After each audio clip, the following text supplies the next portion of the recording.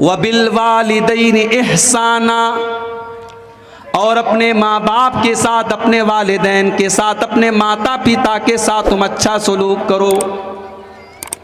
सबसे पहले अल्लाह ताला ने शिर्क से मना किया, और शिर्क से मना करने के बाद दूसरे नंबर पर वालिदैन के साथ अच्छा सलूक करने का हुक्म दिया। इसलिए कि हमें पैदा करने वाला तो अल्लाह है, मगर हमें पैदा करने का जरिया उसने बनाया हमारे माँ बाप को। अगर हमारे माँ बाप ही न होते तो हम दुनिया में जन्म नहीं ले सकते थे। हमें दुनिया में आने के लिए अल्लाह ने जरिया बनाया हमारे माँ बाप को। 9 महीने हमारी माँ ने अपने पेट में हमको रखा और दुनिया की सबसे बड़ी तकलीफ को झेल करके हमको जन्म दिया। फिर अल्लाह ताला ने उस माँ के बदन के अंदर हमारी खुराक को रख दिया। उस माँ ने अपने खूने जिगर को दूध की शक्ल में हमको पिलाया। रात में हमने बिस्तर पे पेशाब कर दिया, हमने गंदगी कर दी, हमारे उस गीले बिस्तर पर माँ लेट गई और सूखे बिस्तर पर उसने अपने बच्चे को लेटाया। रात में बच्चे के पेट में दर्द हुआ, बच्चा रोने लगा, बच्चा चिल्लाने लगा। माँ और बाप ने बच्चे को चुप कराने के लिए पूरी रात जाग करके गुजार दी। मेरे प्यारे साथियों, ये मोहब्बत अगर कोई करता है तो माँ बाप अपने बच्चों से करते हैं। इसीलिए अल्लाह ने फरमाया व बिल वालिदैनि इहसाना, अपने माँ बाप के साथ तुम अच्छा सलूक करो। और जब तुम्हारे माँ बाप बुढ़ापे को पहुँच जाएं, जब तुम्हारे माँ बाप बुढ़ापे को पहुँच जाएं, बूढ़े हो जाएं, तो जैसे बच्चा जब कमज़ोर होता है, बचपन में बच्चा जब छोटा होता है तो हर बात के लिए ज़िद करता है, लेकिन जब वही बूढ़ा हो जाता है तो बुढ़ापे के अंदर भी वो सारी चीज़ें लौट आती हैं। जैसे बच्चे ज़िद्दी होते हैं, वैसे बूढ़े लोग भी ज़िद्दी होते हैं। बूढ़े लोगों को भी आप देखिए, बात बात पे ज़िद करते हैं, चिड़चिड़ापन आ जाता है। जैसे बच्चा कोई चीज़ आज याद है कल भूल गया, बूढ़े लोग भी बहुत जल्दी बहुत सारी चीज़ों को भूल जाते हैं। यानी बुढ़ापा एक तरीके का बचपन है। इंसान के बचपन लौट आता है जब इंसान बूढ़ा होता है। जब तुम्हारे माँ बाप बुढ़ापे को पहुंच जाएं तो अल्लाह फरमाता इम्मा यबलुगन्ना इंदकल किबरा अहदुहुमा औ किलाहुमा, जब तुम्हारे माँ बाप में से कोई एक या दोनों बुढ़ापे को पहुंच जाएं, बूढ़े हो जाएं, पहले एक का जिक्र किया, पहले कहा कि कोई एक बूढ़ा हो जाए, इसलिए कि अगर माँ और बाप में से कोई एक अल्लाह को प्यारा हो जाए और एक जिंदा बचे तो जो एक बचता है वो ज़्यादा परेशान रहता है।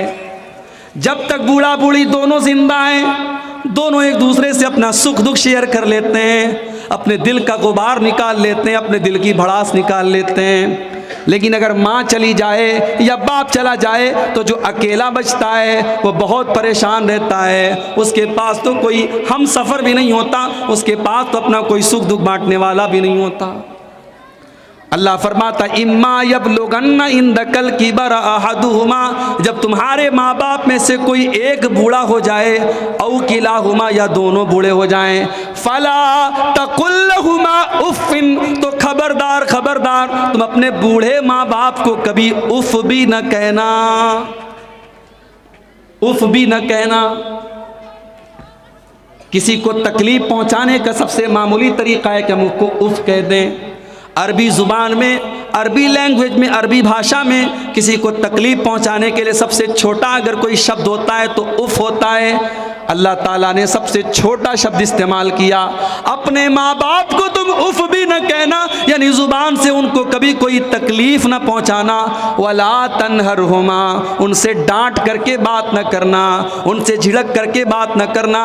वक़ुल लहुमा क़ौलन करीमा, उनसे अदब से बात करना, उनसे रिस्पेक्ट के साथ बात करना, उनसे सम्मान के साथ बात करना, उनसे इज्जत के साथ बात करना।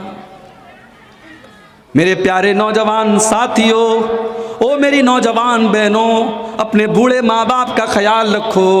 उनकी बहुत सारी बातें गलत हो सकती हैं, उनकी बहुत सारी बातें आपको बुरी लग सकती हैं, उनकी गलत बातों को भी बर्दाश्त कर लिया करो, उनके गुस्से को बर्दाश्त कर लिया करो। जब तुम छोटे थे, जब तुम बचपन में थे, तुम्हारी बहुत सारी बातों को तुम्हारे माँ बाप ने बर्दाश्त कर लिया था, आज वो बूढ़े हो गए, आज उनकी बहुत सारी बातों को तुम बर्दाश्त कर लिया करो।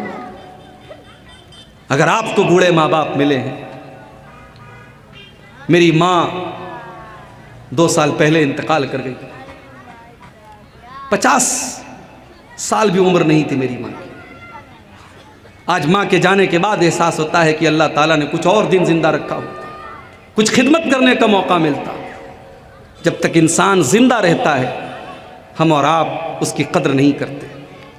हमें लगता है कि चलो हम ये भी कर लेंगे, वो भी कर लेंगे, मगर ज़िंदगी और मौत अल्लाह ने अपने इख्तियार में ली है। आप गारंटी नहीं दे सकते कब किसकी मौत आ जाए। अगर आपके माँ बाप बुढ़ापे में मिले हैं आपको, तो मौका मिला है मेरे प्यारे भाइयों अपनी मग़फ़िरत करवाने का, अपनी बख्शिश करवाने का। इस मौके को गंवाइए मत। अल्लाह के नबी जुमा के दिन मिंबर पे चढ़ते हैं, मिंबर की पहली सीढ़ी पर आप कदम रखते हैं, कहते हैं आमीन। दूसरी सीढ़ी पर कदम रखते हैं, कहते हैं आमीन। तीसरी सीढ़ी पर कदम रखते हैं, कहते हैं आमीन। साहबा ने कहा अल्लाह के नबी आपने मिंबर की 3 सीढ़ियों पर कदम रख करके आमीन आमीन का, हमको बात समझ में नहीं आई।